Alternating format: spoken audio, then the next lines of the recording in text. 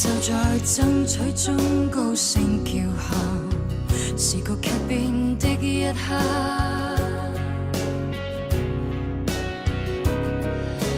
當此刻一雙手被你緊握，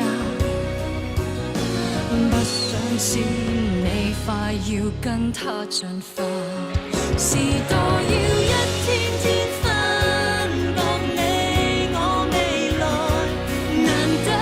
一起時別要放開，誰願意躋身於複雜裏精彩，只想與你簡單相愛。時代裏太多恐懼，太多悲劇要襲來，難得擁緊時別再放開，無謂再分心於選擇裏，至少這一秒跟前是我。只求被愛，單純地愛。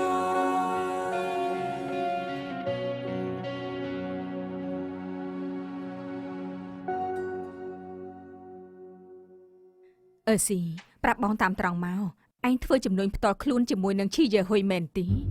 អញ្ចឹងតើបានជាធូធីទិញនាឡិកាមកឲ្យបង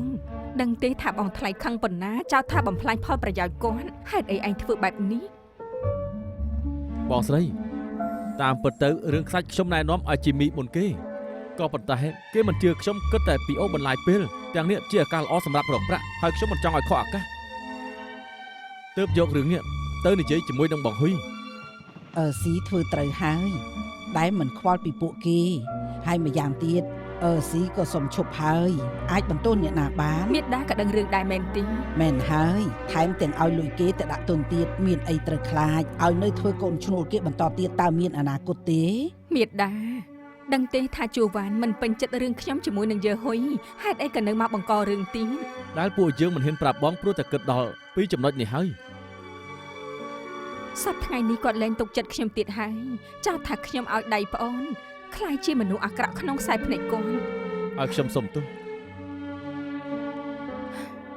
ជួនកាលដែលឯងសុំចេញអាចគិតត្រូវក៏ថាបាន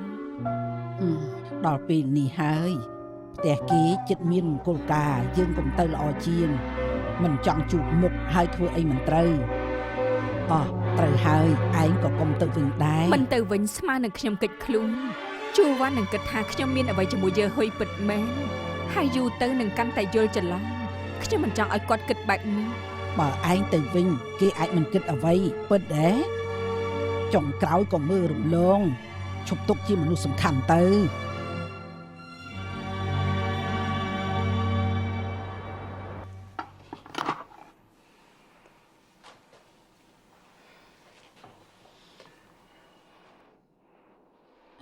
ស៊ីយូកាត់ទៅស៊ីយូនឹងព្រមកាត់សក់ពិតអីស្អែកទៅលោឈុតរៀបការមើលទៅកាន់តែស្អាតចាំបានថាមូស៊ុយចង់ឲ្យនាងទុកសក់ក្រង់បើនាងកាត់វាចោលស្មើនឹងកាត់អតីតកាលចោលដែរពេលនេះគឺចិត្តរៀបការហើយកុំនិយាយរឿងមិនសប្បាយចិត្តទៀតអីបានដែរទេសៀយូសុំទោសបងគ្មានចេតនាសើរើរឿងអតីតកាលទេរឿងហួសទៅហើយឲ្យហួសទៅចោះយើងត្រូវមើលទៅមុខស៊ីយូឆាប់កាត់ទៅបងធ្លាប់ប្រាប់ឲ្យអ្នកឧស្សាហ៍មិនចេះតច្រត់ទេបងសន្យាថានឹងឲ្យអូនបាននៅសនុកណាមើលចោមនុស្សក៏ស្អាតគិតក៏ស្អាតទៀតបងទីតាជួយខ្ញុំផងឆាប់រត់ទៅខ្ញុំក៏មិនព្រមចាញ់ត្រូវសួរបន្តទៀតពិតជាល្អណាស់យកទឹកឲ្យបងផងណាណែហ៊ានថាឲ្យបងហ៊ានថាឲ្យបងមែនទេបងជាមនុស្សល្អខ្ញុំសុំទៅដូរកៅអៅសិនហើយខ្ញុំឈ្មោះជីម៉ូស៊ុយទោះបីជាពូជជើងមិនដែលបានជួបគ្នាតែបើខ្ញុំជោគស៊ីយូធ្វើប្អូនឲ្យពុកម្ដាយគេក៏ដូចជាពុកម្ដាយខ្ញុំដែរក៏មិនរំឲ្យខ្ញុំទៅជួយមើលស៊ីយូដេញសើចទេដឹងម្រះទៀតហើយហ៎ម្រះញ៉ាំហើយតិចសំនឹងមនុស្សចិត្តក្តៅដូចបងហើយឥឡូវហ៊ានមកឆេបបងទៀតមែនទេ គិតថាពួកយើងនេះដូចសង្សារពិតមែនទេពីលោកមាត់ត្រូវតែចាប់កាត់សក់ជកត្រៃមកហើយចាប់ឡើង ជួយខ្ញុំផងជួយខ្ញុំផងលោកយាយ មកជួយកាត់ទៅណា គ្មានអ្នកណាជំនួសបងក្នុងចិត្តខ្ញុំបានឡើយ បងជាបងទី5របស់អូនហើយអូនគឺជាបងទី10របស់បងណា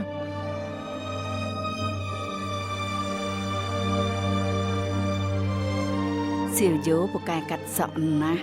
មើលចុះសៀវយោស្រស់ស្អាតមែនទែន សៀយោកំពុងតែចិត្តរៀបការចូលទៅកាន់ជីវិតថ្មីសុកដូចជាផើតពោះយ៉ាងម៉េចមិនដឹងនោះទេ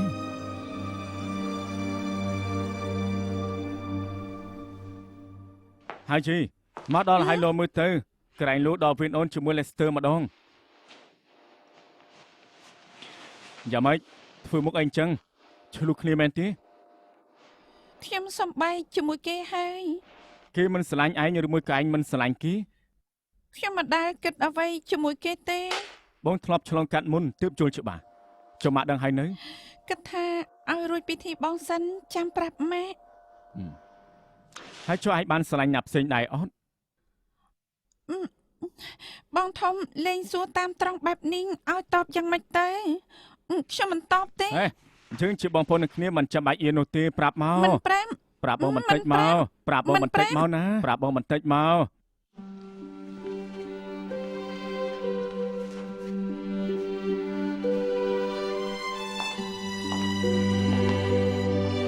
អូនគឺសយោពិតមែនទេ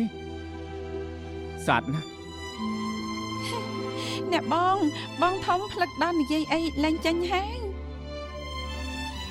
មកបងថ្លៃពិតជាកំ pl ែងណា គេនិយាយអី គេសាច់បង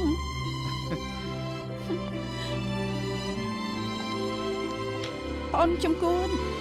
បងកំពុងរៀបការមិនត្រេកអរជំនួសកុំបារម្ភអីនាងក៏មានក្តីសុខដូចគ្នាដែរបងធំក៏ដឹងថានាងចង់រៀនទៅគាត់តាក់ទងសាលាតុកឲ្យហើយបានជួលគ្រូពិសេសបង្រៀនឲ្យនាងរៀនបន្តទៀតផងណា ជាការពិតអី ជាការពិតនាងចង់ទៅនៅសាលាប្រចាំឬនៅជាមួយពួកយើងក៏បានដែរតាមចិត្ត ចង់តែនៅសាលាប្រចាំដើម្បីបានស្គាល់មិត្តស្រីច្រើនមែនទេ ចង់ទៅនៅសាលាប្រចាំដើម្បីបានស្គាល់មិត្តថ្មីច្រើន បានបិទធឹមចាំនៅជាមួយពួកយើងក៏បាន អរគុណបងហើយ បងគឺជាប្តីអូនមិនចាំបាច់ក្រែងចិត្តទេសក់អូនបាស់ហើយ អរគុណ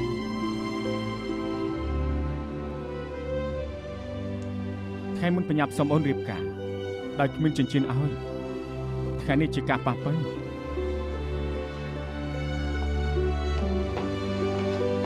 ស៊ីយ៉ូរៀបការនឹងបងទេ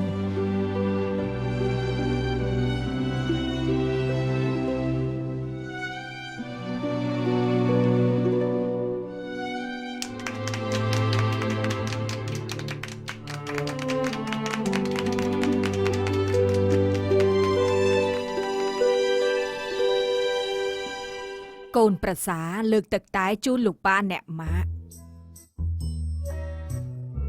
អញ្ជើញពិសាតែ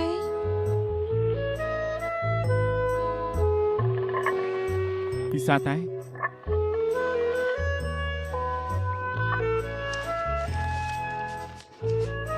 តទៅត្រជាស្រឡាញ់គ្នានៅជាមួយគ្នារហូតដល់ចាស់ អរគុណហើយលោកប៉ា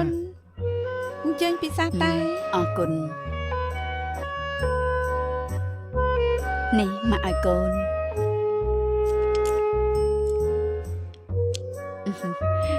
សប្បាយចិត្តណាស់ដែលឃើញកូនមានគ្រួសារ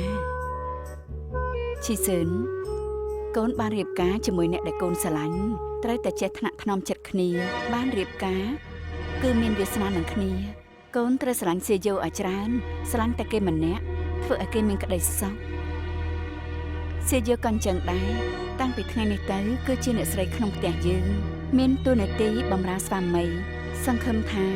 នឹងមានកូនឆាប់នេះឲ្យធ្វើតួនាទីជាអ្នកស្រីចង់យ៉ាងសម្បូរបែបបានរៀបការគឺមានវាសនានឹងគ្នានាងត្រូវស្រឡាញ់លោកបងរហូតទៅស្មោះចំពោះគាត់តែម្នាក់គត់ធ្វើឲ្យគាត់មានក្តីសុខ អ្នកស្រីទី2 ប្អូនទី2 ឈីស៊ឿនលើកទឹកតែឲ្យហើយ ថ្ងៃនេះជាថ្ងៃមង្គលគ្រប់គ្នានៅទីនេះត្រូវតែមានក្តីសុខ អញ្ចឹងពិសាតែអូ អាយ៉ាពេលធ្លាក់បែកមានភាពរុងរឿងទុកជារឿងល្អ បាត់ទ្វារអូនទី2នាងចាំមកបាក់មកខ្ញុំមែនទេ អ្នកបង បិទមាត់ទៅមិនបាច់មកបកស្រាយខ្ញុំចង់ស្ដីឲ្យនាងថ្ងៃនេះយើងការកូនអ្នកណាក៏មកអបអរលើកលែងតែនាងថែមទាំងធ្វើឲ្យកើតបែកទៀតមានមកពីណាហើយមួយរយៈនេះនាងក៏ចម្លែកដែរមានអ្វីមែនទេមានអ្វីចង់និយាយឬក៏អត់ប្រាប់ឲ្យនិយាយមិនក៏មិននិយាយ ខ្ញុំប្រហែលតានតឹងពេកគ្មានអ្វីទេអ្នកបង ស្អែកនេះខ្ញុំការកូនមិនចង់ឃើញអ្នកណាធ្វើមុខកម្ៅបើនេះមិនពេញចិត្តមិនចាំបាច់ទៅព្រះវិហារទេនាំតែធ្វើឲ្យខូចអារម្មណ៍ អ្នកបងស្រេចតែអ្នកបងចង់ សេយោថ្ងៃនេះនឹងហាត់នឿយហើយចង់សម្រាកបន្តិចទេ មិនបាច់ទេបន្តិចត្រូវទៅហើយកុំបារម្ភអី ចាំមិនអាចខ្ញុំសង្ហាទេស ង្ហា បងមិនធ្លាប់ចូលផ្សំដំណេកកើតដែរ ហេហាមចំអន់បងណា សុំទោសដែលឲ្យចាំយូរទៅបានហើយនៅម៉ាក់ទី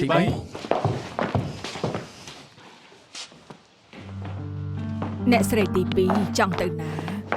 ចង់ទៅដើរលេងបន្តិច ពួកយើងត្រូវទៅព្រះវិហារហើយម៉ាក់មិនទៅទេហ៎ មែនហើយអ្នកបងមានអ្វីយប់នេះចាំនិយាយគ្នា កើតអីទៀតហើយ គេមិនចង់ទៅកុំបង្ខំគេអីឆាជឺឲ្យគេទៅចោះ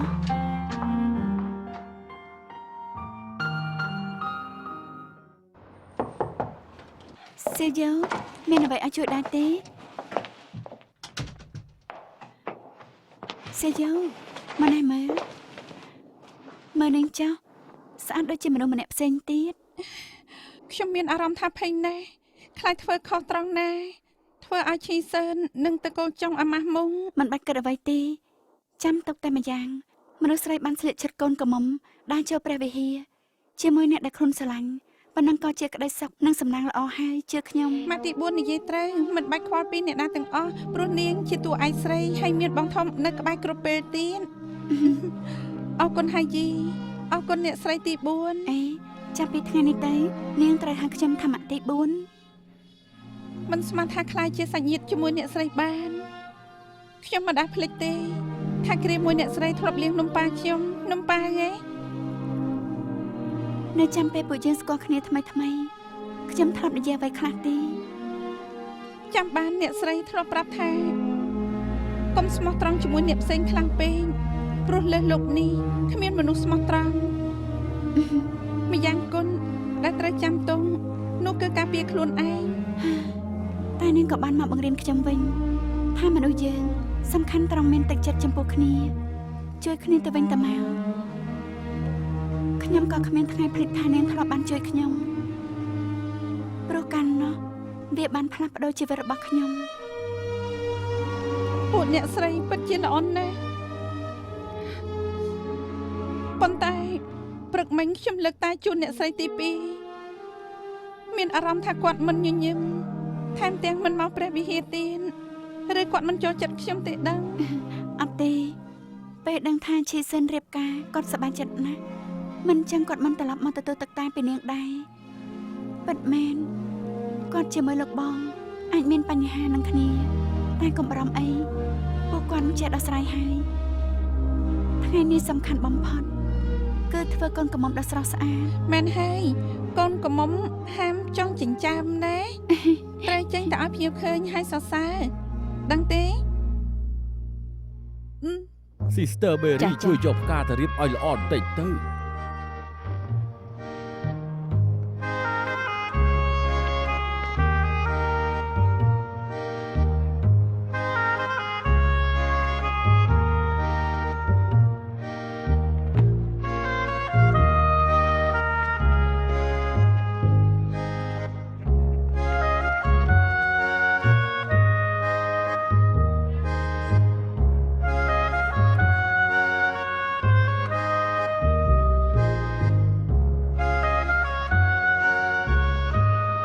ហើយយី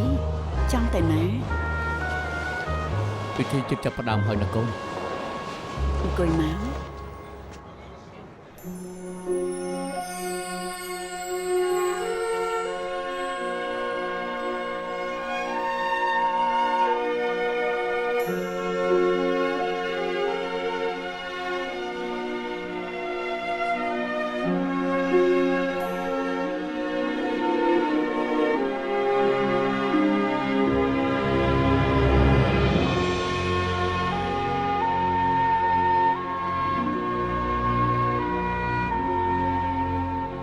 អ្នកប្រុសចុងលោកព្រមទទួលជីសៀយ៉ូធ្វើជាភរិយា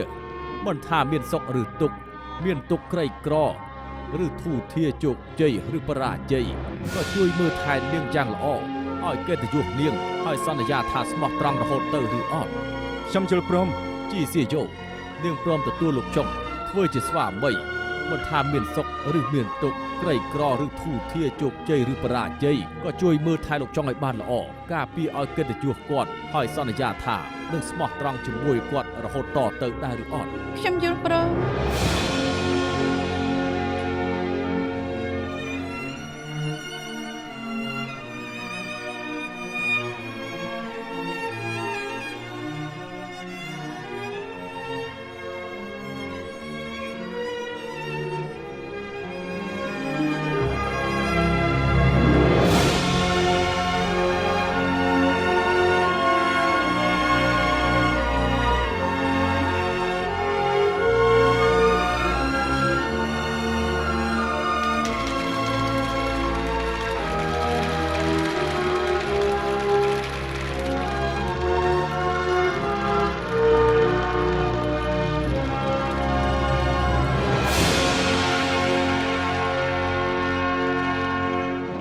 10ទៅហើយទីបំផុតបងធំមានប្រពន្ធហើយខ្ញុំជួយត្រេកអរជាមួយបង ដើរលេងកើតហើយ ខ្ញុំនៅអាច គ្រាន់ ផឹកបន្ត បើ ទៀ ទៀត តបានណាបងធំ បានហើយកុំឲ្យជ្រុលជាងនេះនាំអ្នកប្រុសទី2ទៅសម្រាប់ទៅ បាទអ្នកស្រីទេខ្ញុំមិនទាន់ងុយគេងទេចង់នាំខ្ញុំទៅ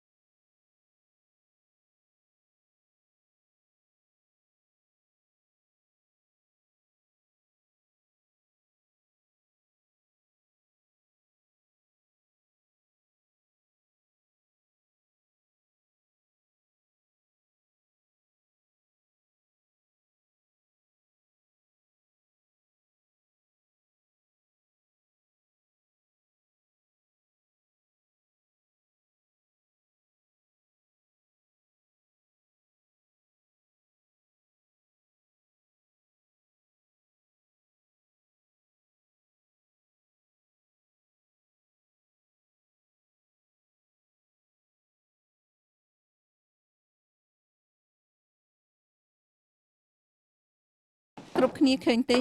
ថាថ្ងៃនេះគ្រួសារ Lester មិនបានមក មែនហើយខ្ញុំក៏ថាចម្លែកដែរ មនុស្សមិនមកកាដូគួរតែមានហើយយីនាងជាមិត្តនឹងគេហេតុអីគេមិនមកអញ្ចឹង ពេលនេះ Lester ជាមួយហៅយី លោកប៉ែឲ្យខ្ញុំនិយាយខ្លួនឯងវិញអ្នកម៉ែខ្ញុំដឹងថាម៉ាក់ចង់ឲ្យពួកយើងតាក់ទងគ្នាប៉ុន្តែគេមិនមែនជាអ្នកដែលខ្ញុំស្រឡាញ់ហើយខ្ញុំក៏បានប្រាប់គេហើយមិនដឹងព្រោះរឿងនេះឬអត់ទើបគេមិនមកចូលរួមពិធីមង្គលការបងធំខ្ញុំសុំទោស មិនពាក់ព័ន្ធគ្នាទេនេះគឺជារឿងផ្សេងគ្នា អេឃើញតាក់ទងគ្នាសុកតើមានរឿងអីឬមួយក៏គេធ្វើខុស មិនមែនទេគេជាមនុស្សល្អតែខ្ញុំជាមួយគេវាខ្វះអារម្មណ៍អ្វីមួយយ៉ាង និយាយអីម៉ាក់មិនយល់ទេ នៅហើយចុះយ៉ាងណាក៏ទៅមករួចហើយ ហឹម យើងធ្លាប់ប្រាប់ថាហៅយីរើសអ្នកដែលគេពេញចិត្តដោយខ្លួនឯង ត្រូវហើយតែពេលនេះគេក៏ល្មមដល់វ័យហើយដែរដែលសំខាន់ខាងប្រុសក៏ឋានៈល្អអ្នកបងធំកុំអារម្មណ៍អីហើយយាយត្រូវទៅជួបអ្នកដែលគេពេញចិត្ត មិនខុសទេបើដល់ពេលប្រកាសជាត្រូវរៀបការខ្ញុំខ្លាចតែអ្នកបងមិនយល់ព្រម មនុស្សយើងធំឡើងត្រូវតែមានគ្រួសារថាមិនត្រូវសេយោអាចមានចៅឲ្យពរដល់គ្មានពេលទៅគិតរឿងផ្សេងកថាបាន ម៉ាក់និយាយអីមិនដឹងទេ ឆាអ្នកបងនិយាយបែបនេះហើយកុំមកធ្វើពើអី បានហើយឆាប់នាំគ្នាទៅងូតទឹកទៅយប់នេះជាយប់ផ្សំដំណេកផង ពួកគេដឹងហើយ មែនហើយអ្នកបងធំនិយាយធ្វើឲ្យពួកគេអៀនហើយ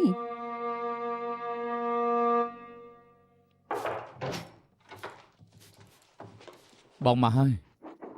មិនតាន់កេងទេអី ពេលនេះបងមកហើយតើគេបានហើយណា ចាំមកផ្លែតទៅ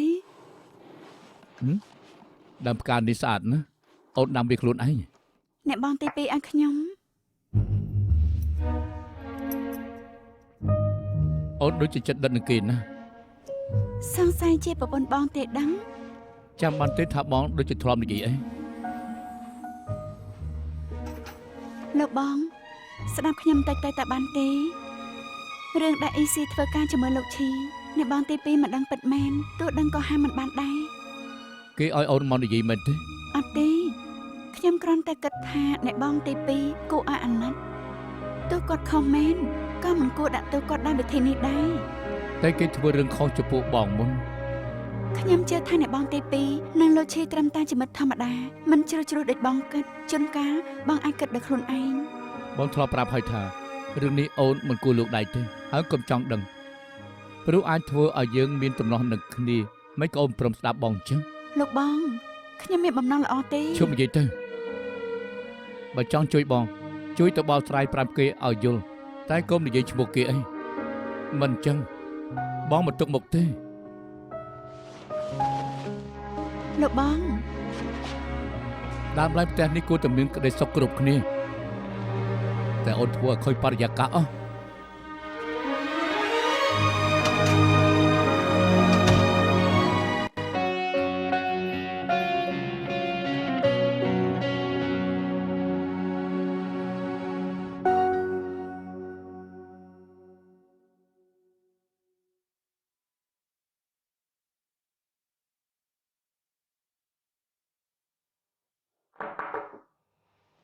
ចូលមក អ្នកបងខ្ញុំចាំមករំខានឬអត់ អត់ទេខ្ញុំមិនតាន់គេងចូលសិនមក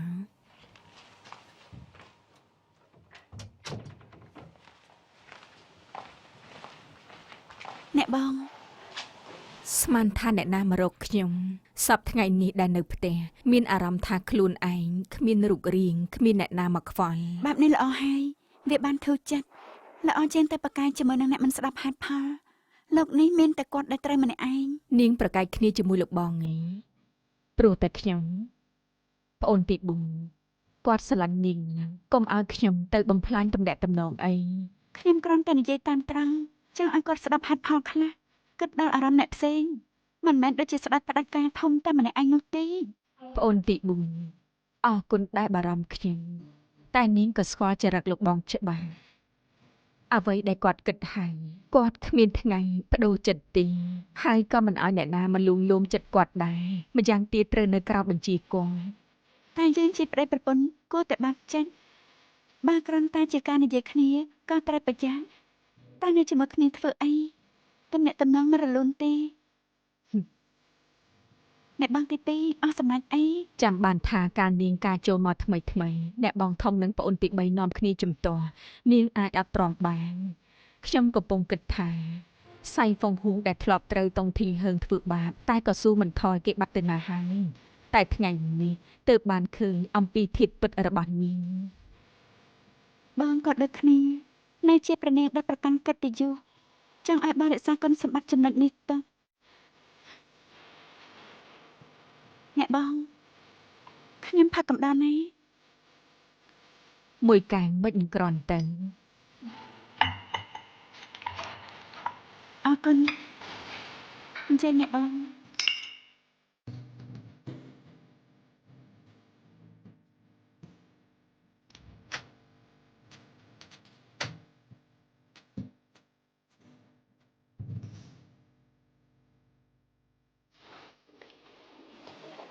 មែនហើយ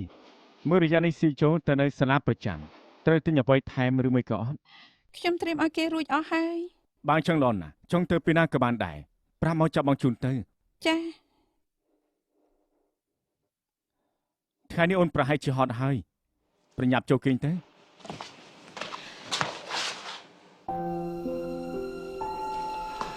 គឺបងមកចូលខ្នើយហើយទៅគេងនៅលើសាឡុង សុំទោសខ្ញុំរៀបការហើយត្រូវតែធ្វើតួនាទីប្រពន្ធតែខ្ញុំមិនទាន់ត្រៀមខ្លួនតែមានអារម្មណ៍ខ្លាច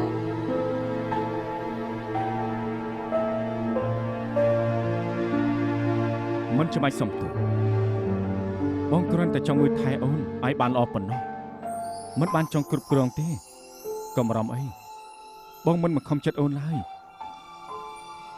បងអាចចាំបានយូរប៉ុណ្ណាក៏បានដែររហូតដល់អូនព្រមស្រឡាញ់បងពិតប្រាកដ ខ្ញុំរៀបការហើយខ្ញុំជាមនុស្សរបស់បងខ្ញុំមិនគួរធ្វើបែបនេះ ទុកថាបងអាត្មានិយមក៏បានចាំពីណាអូនព្រមស្រឡាញ់បងចាំយើងគិតម្ដងទៀតណារីកត្រីសួស្ដី ន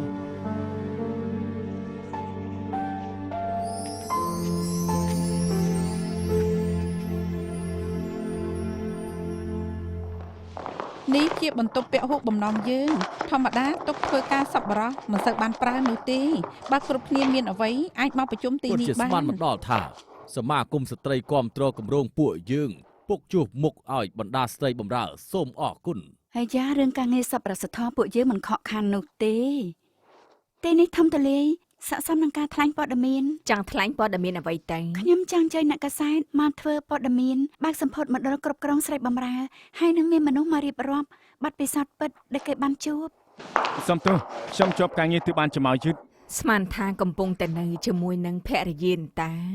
គិតទៅសឹងមិនគួរឲ្យជឿខាងអ្នកស្រីមានតែរឿងល្អៗតែខាងអ្នកស្រីហួរបែរជាខូចចិន អ្នកស្រីហួរណាដែរ គឺប្រពន្ធមេធាវីហួរនោះអីកូនប្រុសគាត់ទើបតែស្លាប់ Lester ហ្នឹងឯង ស្លាប់ពេលណាអាយ៉ាគឺមុនអ្នកប្រចង់រៀបការប្រហែលថ្ងៃព្រោះមានពិធីមង្គលទើបគ្មានអ្នកណាហ៊ានប្រាប់ឲ្យដឹង ថ្ងៃនេះខ្ញុំបានដំណឹងមកកូនប្រុសហួរប៉ៃឆាំងដែលឈ្មោះថា Lester ការឧបតហេតុស្លាប់បាត់ហើយ ហា Lester ហ្នឹងអី និយាយពីរឿង Lester មែនទេ លោកបង លោកប៉ា លោកបង ក៏ដឹងរឿងនេះដែរ ទើបបានដំណឹងមក ខ្ញុំក៏ទើបបានដឹងប៉ុន្តែខ្លាចបំផ្លាញបរិយាកាសទើបបានជាមិននិយាយ អាយ៉ាខ្ញុំមិនបានគិតដូចបងធំមិញនេះផ្្លាត់មាត់និយាយបាត់ទៅហើយ ហើយនៅក្មេងសោះតែអាយុខ្លីគួរឲ្យស្ដាយណាស់ ហើយពួកកូនរៀបការមិនឃើញគេមកចូលរួមស្មានថានៅខឹងពួកយើងតាមពិត មិនពាក់ព័ន្ធទេនេះជាឧបដហេតុ សំណាងដែលមិនបានតាក់ទងកុំអីហាយីច្បាស់ជាខូចចិនមិនខ្ញុំចិត្តអាក្រក់តែស្ដាយមនុស្សល្អត្រូវមកអាយុខ្លីបែបនេះ ទោះមិនធ្វើសង្សារក៏ធ្វើមិត្តភក្តិបានពិតទេហាយីកាត់អីឬក៏អត់ហាយី ខ្ញុំមិនកាត់អីទេលោកប៉ាដឹងទេថាគេធ្វើបុណ្យសពនៅពេលណាខ្ញុំចង់ទៅចូលរួមពិធី ឬថាអាទិត្យក្រោយ មិនបានទេឈីសឿនទៅតែរៀបការយើងទៅបិណ្ឌសពមិនបានទៅលោកបងកាត់បារាំងពិតមែនតែយើងជាជនជាតិចិនរឿងបែបនេះគេនៅប្រកាន់ អ្នកម៉ា ស្គាល់ពាក្យថាឆុងទេបើមានរឿងអ្វីកាត់ឡើងមិនចាប់ទៅហើយទេ យ៉ាងណាក៏ស្គាល់គ្នា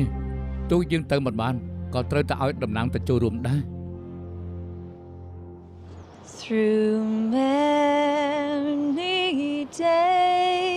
dangers, toils and snares, we have already come. 'Twas grace that brought us safe thus far, and grace will lead us home. លោកហួរខ្ញុំជាមួយមេកាយិនតំណាងឲ្យតកូលចុងមកចែករំលែកទុកសូមឲ្យគ្រួសារកាត់ចិត្តខ្លះទៅណា អរគុណ ព្រោះអ្នកប្រុសធំទើបរៀបការខ្លាចឆុងទើបលោកចុងមិនបានមកចូលរួមពិធីបានសង្ឃឹមថាលោកហួរជាមួយអ្នកស្រីនឹងអធិស្ឋានផងចុះ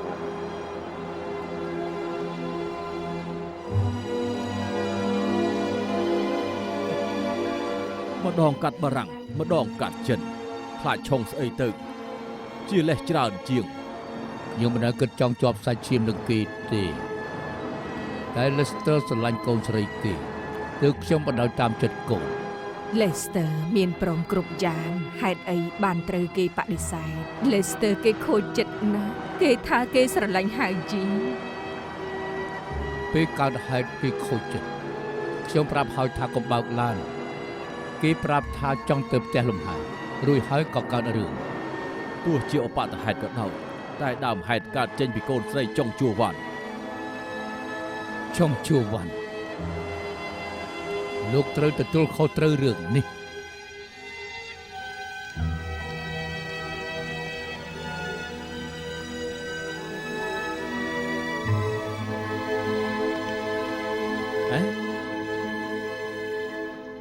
ហើយជីមានរឿងអីកើតឡើងទៅ ខ្ញុំ មានរឿងអីទៅ គេស្លាប់ហើយ អ្នកណាស្លាប់ Lester ស្លាប់ហើយ គេនៅក្មេងសោះហេតុអីបានស្លាប់ទៅកើត ខ្ញុំធ្វើឲ្យគេស្លាប់ នាងធ្វើឲ្យគេស្លាប់ហ៎ ថ្ងៃនោះអារម្មណ៍គេមិនល្អគេចង់ទៅសម្រាកនៅផ្ទះលំហើយតាមផ្លូវកាត់ឧបទ្ទហេតុឡានក្លាប់ធ្លាក់ភ្នំហើយគេក៏ស្លាប់ ជាឧបទ្ទហេតុពាក់ព័ន្ធអីជាមួយនាង បើកុំតែខ្ញុំបដិសេធគេក៏មិនខូចចិត្តហើយក៏មិនកើតរឿងមិនពាក់ព័ន្ធជាមួយខ្ញុំយ៉ាងម៉េចកើតទេ វាជារឿងស្មានមិនដល់មនុស្សមានគ្រោះថ្នាក់មិនពាក់ព័ន្ធជាមួយនាងនោះទេ កុំយល់ឯរឿងគ្រោះហើយមិនទទួលខុសត្រូវ បើអញ្ចឹងឲ្យធ្វើយ៉ាងម៉េចមនុស្សស្លាប់ហើយនាងនៅបន្ទោសខ្លួនឯងមួយជីវិតហ៎ ហេតុអីក៏មកកំហងមនុស្សកំពុងខូចចិត្តមិនព្រមលួង ខ្ញុំមិនចេះលួងទេបើចង់រកអ្នកលួងនាងទៅរកអ្នកផ្សេងទៅ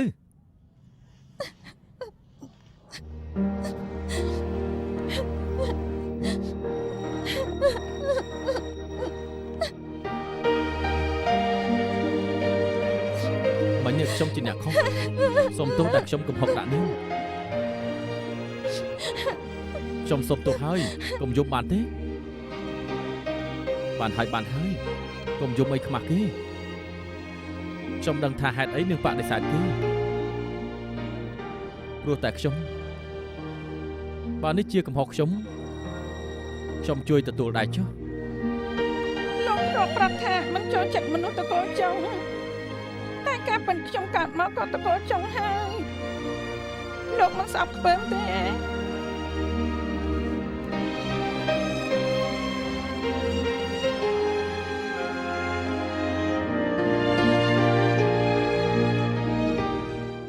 ការដែលពួកយើងបើកមណ្ឌលគ្រប់គ្រងស្ត្រីបម្រើគោលបំណងគឺតតាំងការធ្វើបាបហើយការពារសិទ្ធិរបស់ស្ត្រី ស្រីបំរើជាក្រុមដែលត្រូវបានមើលរំលងមករហូតតែអ្នកពួកគេក៏ជាមនុស្សមានសិទ្ធិនៅក្នុងសង្គមនេះដែលជាបង្កើតគម្រោងនេះឡើងគឺដើម្បីឲ្យគ្រប់គ្នាគិតឡើងវិញដល់ស្រីបំរើខ្លះ ដែលមណ្ឌលពួកយើងលេចចេញជារូបរាងមកត្រូវអរគុណដល់អាសាស្ម័គ្រដែលខំជួយគ្នាដើម្បីការងារមួយនេះផងដែរជាពិសេសសមាគមស្ត្រីដែលព្រមឲ្យយើងប្រើទីកន្លែងហើយគាំទ្រនៅពីក្រោយត្រូវសូមអរគុណដោយចិត្តស្មោះ គ្រូបញ្ចេញតំណាងសមាគមអ្នកស្រីហ្វាំងឡើងមកបញ្ចេញមតិសូមជើញ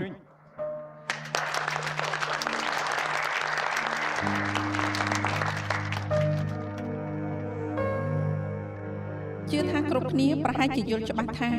គោលបំណងពិធីនេះគឺជាអ្វីសមាគមស្ត្រីយើងក៏ចង់លើកកម្ពស់សិទ្ធិមនុស្សស្រីនៅក្នុងសង្គមផងដែរព្រមទាំងការពារសិទ្ធិដែលគួរមានដែលទុកថាស្របតាមគោលបំណងមណ្ឌលគ្រប់គ្រងស្រីបម្រើដើម្បីស្រីបម្រើគ្រប់គ្នាអ្នកប្រុសធំមិនឃើញអ្នកប្រុសទី2មក គឺជាប់ការងារប្រហែលជាមកជិតបន្តិចម៉ាទី4ជិតដល់វិនម៉ាក់ឡាននិយាយហើយ អ្វីដែលខ្ញុំចង់និយាយក៏ឲ្យសម្ភារអស់ហើយគួរតែឆាយានិយាយច្រើនជាងឲ្យគេឡើងតែនិយាយបន្តទៅ អញ្ចឹងក៏បានឆៃយីនិយាយម្ដងទៅព្រមហើយណា ខ្ញុំមិនទាន់ត្រៀមខ្លួនទេអរគុណហើយ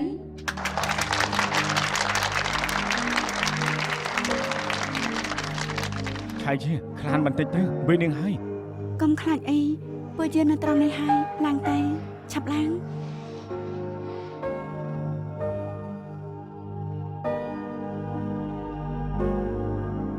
សួស្តីខ្ញុំឈ្មោះឆៃយីជាស្រីបម្រើ និយាយឲ្យខ្លាំងៗបន្តិចបានទេនិយាយឲ្យខ្លាំងៗបន្តិចទៅបានទេ ខ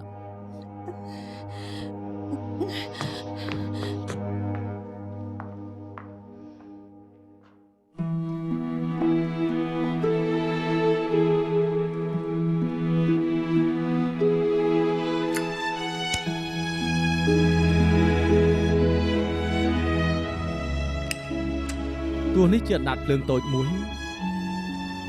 តែពេលនាងអស់សង្ឃឹមនាងក៏កេះដាច់កេះមួយនេះនឹកដល់អំពិលអំពែកដែលនាងឃើញហើយប្រាប់ខ្លួនឯងថាភាពងងឹតគ្មានអ្វីគួរខ្លាចនោះទេដឹងដែរទេអស់ឆាប់និយាយទៅមែនអត់យូរម៉េះ សួស្តីខ្ញុំឈ្មោះឆៃយីជាស្រីបំរើម្នាក់ធ្លាប់ត្រូវជាវាយនាយវាធ្វើបាបយ៉ាងធ្ងន់ចាប់ទៅឃុំនៅក្នុងបន្ទប់ដាក់អមិនឲ្យហូបបាយនៅជាមួយកណ្ដុរនិងកន្លានចាំបានថាមានម្ដងនោះខ្ញុំមិនប្រយ័ត្នធ្វើបាយថោបុរាណត្រូវគាត់វាយស្ទើរតាពីការចាប់តាំងពីពេលនោះមកខ្ញុំក៏ខ្លាចងងឹតហើយមិនហ៊ានប្រាប់អ្នកណាឲ្យដឹងព្រោះខ្លួនឯងខ្លាច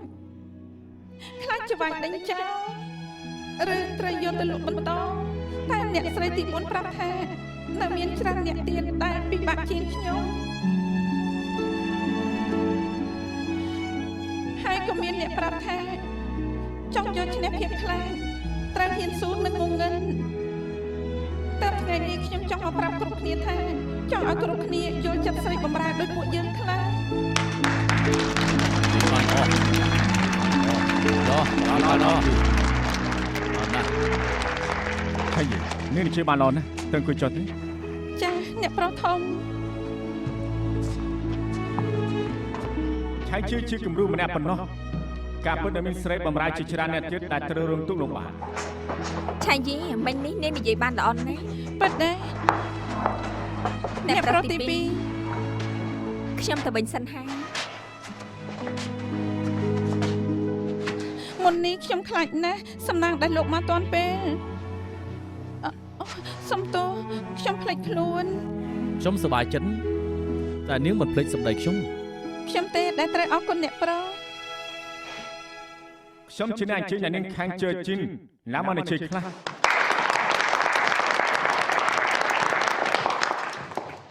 ណែការរឿងធំហើយរឿងស្អីគេជីងហឹងក៏មានថ្លែងព័ត៌មានដែរតាក់ទងនឹងរឿងស្រីបំរើដូចគ្នាអមិនក៏អញ្ចឹងតែចង់បានត្រូវមានទាំងស្រីបំរើទាំងគ្រួសារនាំគ្នាមកយំសោកឆាប់នាំគ្នាទៅមើលភ្លាមទៅឲ្យឆាប់ឡើងទៅអត់តោះឆាប់ឡើងទៅតោះឆាប់ឡើងតោះ ហើយចាំមិនបានខ្លាចទៅជាបាត់នេះគឺទៅអស់ហើយ នេះខ្ញុំខំតែងខ្លួនឡើងស្អាតមកចូលរួមពិធី ពួកយើងខំធ្វើការតែឲ្យអ្នកផ្សេងមកយកមុខមាត់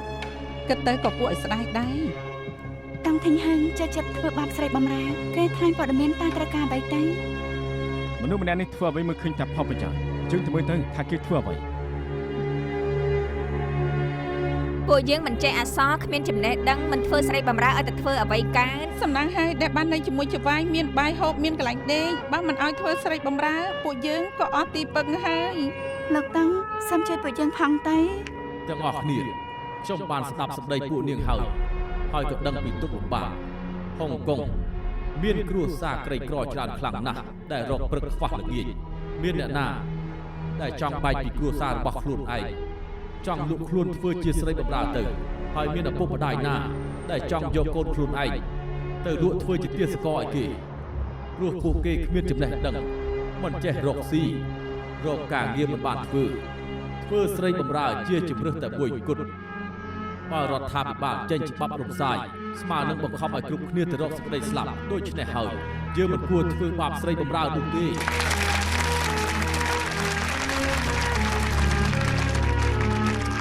ជាការរៀបចំច្បាស់ណាស់ ខាងគេមានស្រីបំរើច្រើនអ្នកយើងមានឆៃយាតែម្នាក់យ៉ាងណាក៏ចាញ់ដែរ ហើយលោកមានគោលបំណងអ្វីខ្លះទៅ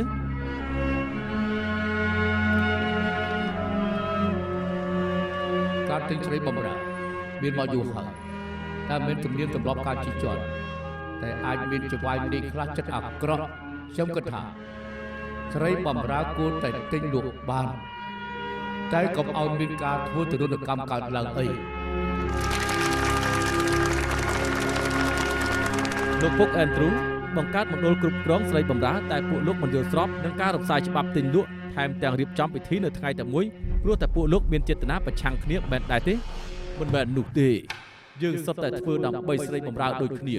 ពួកគេមានកម្រិតផ្សេងតែពួកយើងក៏មានគោលចំហផ្សេង បាត់ផ្សេងចិត្តសឹងច្បាស់ណាស់តង់ទិញហឹងគិតមិនឃើញទេបើគ្មានហូបបាយឆាំងនោះ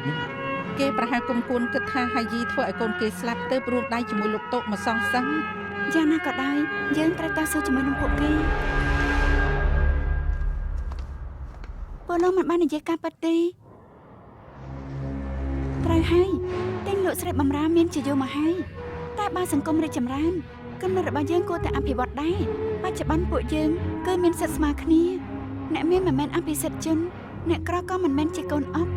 មនុស្សមិនមែនតំណែងដែលគិតថ្លៃជាលុយបាននោះទេមិនអញ្ចឹងគឺអយុត្តិធម៌ណា អ្នកស្រីទី4អ្នកស្រីអាចនិយាយបានព្រោះគ្រប់គ្នាមិនមែនសំណាងល្អបានធ្វើអ្នកស្រីដូចនាងទេ ខ្ញុំមិនមែនពឹងសំណាងគ្រប់យ៉ាងដែលមានគឺពឹងលើសមត្ថភាពខ្លួនឯងបើខ្ញុំអាចរើសបានអ្នកផ្សេងក៏រើសបានដូចគ្នាទើបត្រូវប្រើច្បាប់សងសេរីភាពឲ្យស្រីបំរើឲ្យមានសិទ្ធិរើសផ្លូវដើរដោយខ្លួនឯង អ្នកស្រីទី4ប្រាប់ថាទាមទារសិទ្ធិឲ្យស្រីបំរើតែតកូលចុងក៏មានស្រីបំរើយ៉ាងច្រើនទុកថាផ្ទុយគ្នាឬអត់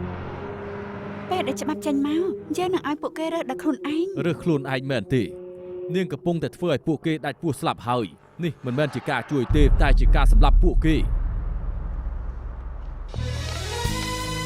ខ្ញុំឃើញសភាពការមិនស្រួលទើបខ្ញុំទៅប្រាប់លោកបាន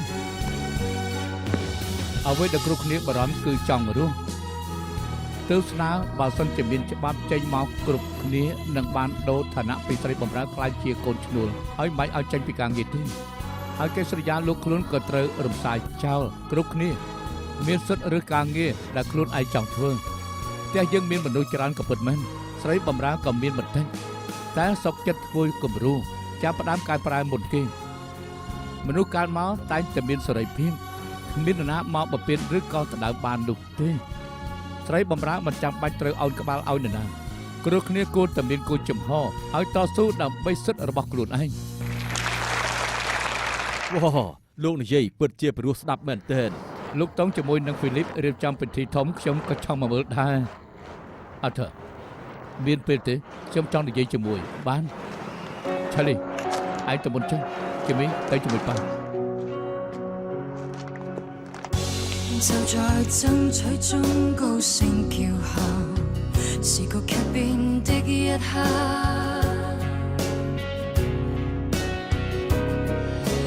當此刻一雙手被你緊握，不想知你快要跟他進化，時代要一天天。